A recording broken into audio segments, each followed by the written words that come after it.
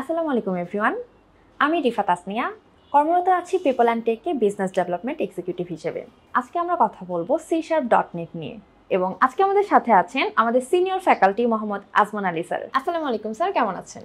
ওয়ালাইকুম আসসালাম। হ্যাঁ, আলহামদুলিল্লাহ ভালো আছি। আচ্ছা, আমি প্রথমে একটু স্যারের কাছে জানতে চাইবো যে স্যার আপনি C#.NET নিয়ে কতদিন ধরে কাজ করছেন? নিয়ার আমি C#.NET 2010 থেকে পর্যন্ত 14 ইয়ার্স ডেভেলপমেন্ট প্লাস আমার টিচিং ক্যারিয়ার মানে ট্রেনিং ক্যারিয়ার মিলিয়ে 14 ইয়ার্স কাজ করছি।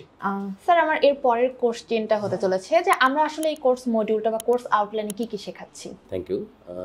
আমাদের এখানে আমরা যে কোর্সটা চালু করেছি, এখানে আমাদের course module near about 17 course module আছে, 17টা কোর্স মডিউল। তো এর মধ্যে আমরা মোটামুটি শিখিয়ে থাকি একদম একটা C#.NET প্ল্যাটফর্ম দিয়ে ইউজ করে একটা অ্যাপ্লিকেশান তৈরি করতে গেলে, একটা ওয়েব অ্যাপ্লিকেশান তৈরি করতে গেলে যত ধরনের আপনার টুলসগুলো শেখা যায়, সমস্ত প্রকার টুলস নিয়ে আমরা এখানে আলোচনা করে থাকি। আমরা এটাকে অলমোস্ট 17টা মডিউলে আমরা ভাগ করে ফেলেছি। ঠিক আছে, 17টা মডিউলের মধ্যে আপনি যদি জানতে চান কী কী আছে, আমরা শিখাই C#, SQL সার্ভার, তারপর হলো আপনার UML ইউনিফাইড মডেলিং ল্যাঙ্গুয়েজ, যেটা আমাদের সফটওয়্যার ডেভেলপমেন্টের আর্কিটেকচার হিসেবে সাধারণত ব্যবহৃত হয়ে থাকে। আমাদের কিছু লেগেসি টেকনোলজি আমরা ব্যবহার করে থাকি, ADO.NET, XML, তারপরে আমরা HTML, CSS, JavaScript, even Node.js পর্যন্ত আমরা এখানে রেখেছি।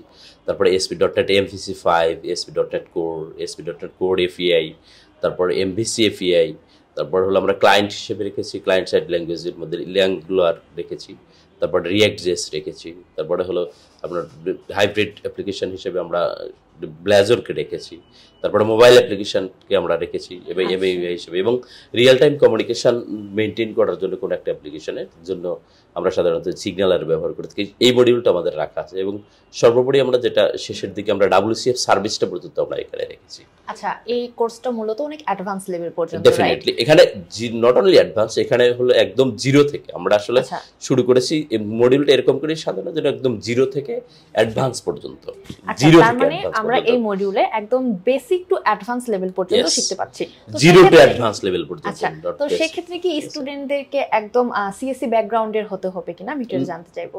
নট নেসেসারি, যারা সিএসসি ব্যাকগ্রাউন্ডের এদের জন্য তো বেটার একটা তারা অ্যাডভান্টেজ পেয়েই থাকে, বাট নট নেসেসারি সিএসসি হতে হবে। কারণ আমাদের এখানে আমাদের কোর্স মডিউলটা এরকম করে সাজানো, ফার্স্টের একটা মডিউল থাকে সেটা হলো আমাদের কম্পিউটার ফান্ডামেন্টাল টাইপের থাকে, যেরকম concept of IT, MS word, excel, PowerPoint, database, Microsoft access, সেটা নিয়ে আমরা সাধারণত এইটুকু, যদি একদমই আইডিয়া যদি না থাকে ব্যাসের, এটা ব্যাসের রিকোয়ারমেন্টসের উপরে ডিপেন্ড করে, আদারওয়াইজ ম্যাক্সিমাম স্টুডেন্ট এগুলো জানে, তো আমরা এটা থেকে শুরু করি।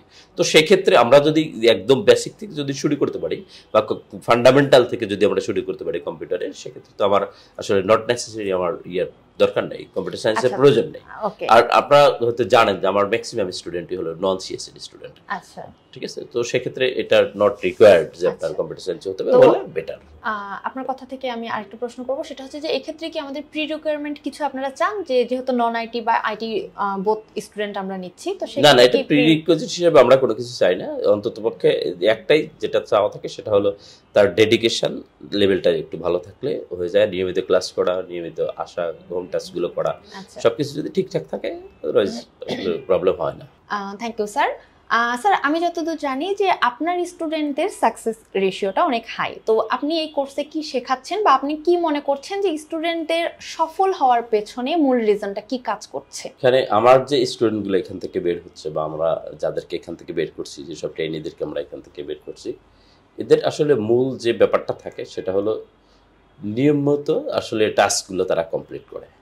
এখানে যারা স্টার্টিংটা যেভাবে শুরু হয়, স্টার্টিংটা আমি প্রথম দিনই বলে দিই যে আসলে আপনার অবস্থাটা আপনি এখন একটু গেস করেন, আর আফটার 6 মান্থ অর 8 মান্থ পরে আপনি আপনার অবস্থাটা গেস করতে পারবেন।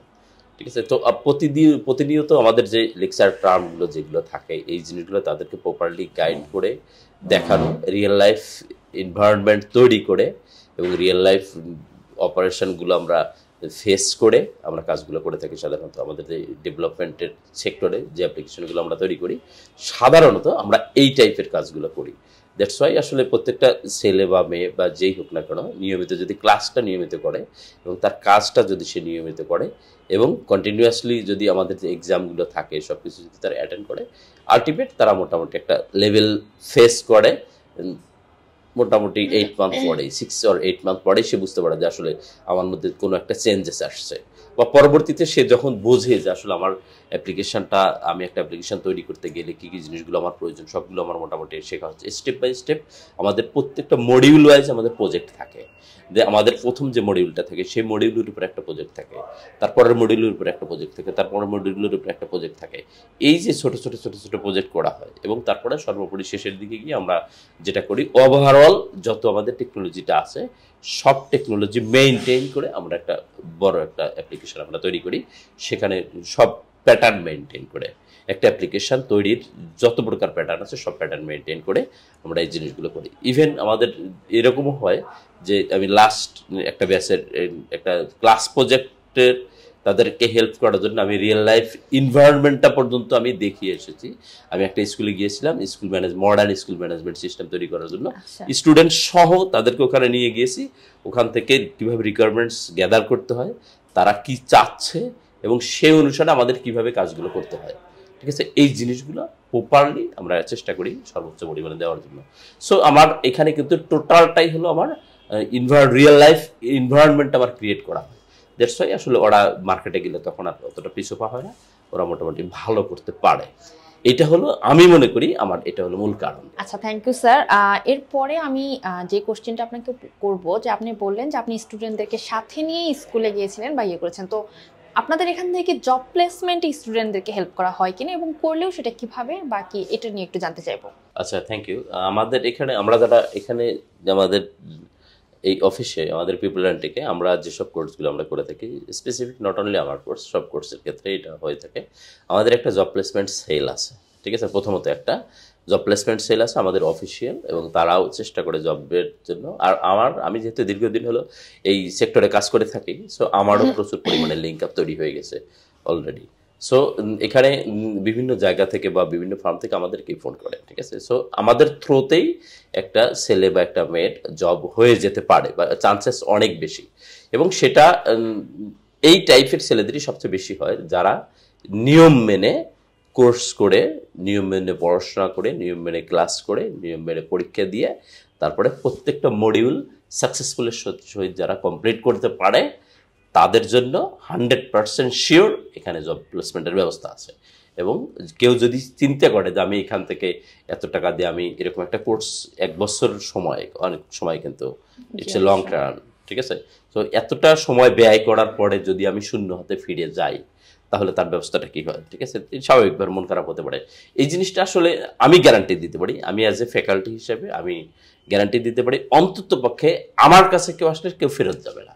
সোজা হিসাব আমি একদম প্রপারলি তাকে যা প্রয়োজন, তার যেটা প্রয়োজন সেটা আমি তাকে প্রোভাইড করব। তারপরে তার নিয়ম মেনে তাকে সে কাজটা করতে হবে। কেউ যদি মনে করেন আপনি 7 দিন, সপ্তাহে 3 দিন ক্লাস হয়, এক সপ্তাহে 1 দিন আসলেন, তারপরের সপ্তাহে 2 দিন আসলেন না, আপনাকে আমি জব দেবো কীভাবে? নট অনলি আমি, পৃথিবীর কেউ দিতে পারবে না আপনাকে। আপনি যদি নিয়ম মেনে কাজ করেন, ক্লাস করেন, নিয়মিত আসেন বা সেভাবে এক্সামগুলো দিচ্ছেন, জব দেওয়ার দায়িত্ব আমাদের। আমরা কাউকে নিরাশ করি না, এ পর্যন্ত কেউ নিরাশ হয় নাই, আল্লাহর রহমত, কেউ নিরাশ হয় নাই। ভালো শিখলে কাজের অভাব হয় না, ঠিক আছে। হিউজ পরিমাণ কাজ আমাদের দেশে এখনও আছে, এখনও আমাদের দেশে ভালো ডেভেলপারের প্রচুর অভাব, হিউজ পরিমাণ অভাব আছে, এখনও প্রচুর কাজও আছে। ডটনেট প্ল্যাটফর্মের প্রচুর মার্কেট অনেক চড়া আমাদের দেশে, কিন্তু এক্সপার্ট ছেলেমেয়ের অনেক অভাব। তো সেক্ষেত্রে একটা ভালো ছেলে বা যারা ভালো পারছে তাদেরকে জব দেওয়াটা তো আসলে কোনো ব্যাপার না, ঠিক আছে। এনি টাইম, যে কোনো সময় কেউ যদি আসে, ভালো শিখে, ভালো জানে, ভালো আমাদের যে এক্সামগুলো হয় এক্সামগুলোতে ভালো করে নিয়মিত, প্রজেক্টগুলোকে নিয়মিত করে, তাদের জন্য ওয়েলকাম। আমি মনে করি জব নিয়ে কোনো টেনশন করার কিছু নেই। আমি একটু জানতে চাইবো স্যারের কাছে যে স্যার ডটনেট শেখার পরে আমাদের স্যালারি রেঞ্জটা, ডটনেট ডেভেলপার হিসেবে যারা জয়েন করে তাদের এখনকার সময়ে প্রাথমিকভাবে তাদের 25 to 35 পর্যন্ত বিগিনার লেভেলে হয়, ঠিক আছে, বিগিনার লেভেলে যখন একজন 20-25 থেকে শুরু হয় বা 35 পর্যন্ত হয়ে যায় বিগিনিংয়ে। আর যারা একটু মিডে জয়েন করতে পারে, এরকম থাকে না যে অনেক ট্রেনি আছে যারা অ্যানাদার ল্যাঙ্গুয়েজে বা অ্যানাদার কোনো জায়গাতে কাজ করছে, তো ওই ট্রেনিগুলো আমাদের এখানে আসে। তো অলমোস্ট ওদের প্রোগ্রামিং ল্যাঙ্গুয়েজ সম্পর্কে একটা আইডিয়া আছে। সো ওরা শুধুমাত্র আসে হলো এইখানে এই জিনিসগুলো শেখার জন্য। তো ওদের আগে থেকে 2-1 বছরের এক্সপিরিয়েন্স থাকে। সো দ্যাট মিনস ওরা হলো অ্যাজ এ মিড হিসেবে জয়েন করতে পারে কোথাও। অ্যাজ এ মিড লেভেল হিসেবে জয়েন করলে 40 থেকে 50-র মধ্যে জয়েন করতে পারে। 40-50 অথবা 60। আমাদের দেশে সাধারণত মিড লেভেলটা 70 পর্যন্ত মিড লেভেলই বলা হয়। আমার সাবজেক্টে ডটনেট প্ল্যাটফর্মে যারা কাজ করে তাদেরকে 70 পর্যন্ত স্যালারিটাকে আমরা মিড লেভেল বলে থাকি। আর যখন সিনিয়র হয়ে যায় তখন আপনার ওই অন ক্রস করে বা 80-90 এরকম হয়। আচ্ছা, সেক্ষেত্রে আমরা বলতেই পারি যে ডটনেটে কাজ করা বা কাজ শুরু করার ক্যারিয়ার ইন ফিউচার খুব ব্রাইট হয়। ডেফিনেটলি, এতে কোনো সন্দেহ নেই এবং কোনো সন্দেহের অবকাশও নেই। আচ্ছা, তো স্যার আমি আপনাকে লাস্ট একটা কোশ্চেন করব, সেটা হচ্ছে যে আমাদের স্টুডেন্টদের মানে বিষয়ে বা ক্যারিয়ার গাইডলাইন হিসেবে, আচ্ছা এটা আমি আরেকবার বলি। আচ্ছা, আমি স্যার শেষ আপনাকে আরেকটা প্রশ্ন করব, সেটা হচ্ছে যে যারা আমাদের কোর্স শেষ করেছে বা যারা ডটনেটে আগ্রহী তাদের জন্য আপনার ক্যারিয়ার গাইডলাইন হিসেবে কিছু যদি বলতেন। ডটনেটে যারা শুরু করতে চাচ্ছে অ্যাজ এ ডেভেলপার হিসেবে, যারা চিন্তা করে যে আমি ডটনেটে ক্যারিয়ারটা করব, ডটনেট প্ল্যাটফর্মে কাজ করব, মাইক্রোসফট ওয়েব অ্যাপ্লিকেশন তৈরি করব, তো সেক্ষেত্রে আমার কাছে মনে হয় আমাদের যে এখানে যে পিজিটি কোর্সটা আছে, post graduation diploma Microsoft web অ্যাপ্লিকেশনের, এটাতে আমাদের একদম জিরো থেকে শুরু করে অ্যাডভান্স পর্যন্ত থাকে। সো এটাতে যদি কেউ এনরোল করে তাহলে তার জন্য সব সেক্টরটাই ওপেন। সোজা কথা, কেউ অনেকেই আছে যে শুধু ডটনেটের এপিআইতে কাজ করছে, কেউ আছে শুধু সি শার্পের ডেস্কটপ অ্যাপ্লিকেশনে কাজ করছে, কেউ আছে হলো অ্যাঙ্গুলার রিয়েল লাইফ অ্যাপ্লিকেশনগুলোতে সেই ক্লায়েন্ট অ্যাপ্লিকেশনে কাজ করছে, যেরকম শুধুমাত্র ক্লায়েন্ট সাইডে কাজ করছে, অ্যাঙ্গুলারে কাজ করছে, রিয়াক্টে কাজ করছে। আবার কেউ আছে যে মোবাইল অ্যাপ্লিকেশন নিয়ে কাজ করছে। সো আপনি যদি আমাদের এই কোর্সে এনরোল হইলে আপনার সব কিছুই আপনার এখানে শেখা হয়, ঠিক আছে। সো তার ক্ষেত্রে আসলে কোনো জায়গাটা বাকি থাকে না যে আমি এই সেক্টর আমি এটা করতে চাচ্ছি, এখন তো আমি অ্যাঙ্গুলার পারি না, বা আমি রিয়াক্ট পারি না, বা আমি এটা পারি না সেটা পারি না, এটা হওয়ার কোনো চান্সেস নাই। এটা হলো সবচেয়ে বড় বেটার ব্যাপার আমার কাছে মনে হয়েছে। কারণ এখানে যারা শুরু করে শেষ পর্যন্ত যদি কেউ কমপ্লিট করতে পারে সাকসেসফুলি, তাহলে তার ক্যারিয়ারের ক্ষেত্রে আর কোনো চাওয়া থাকবে বলে আমার কাছে মনে হয় না।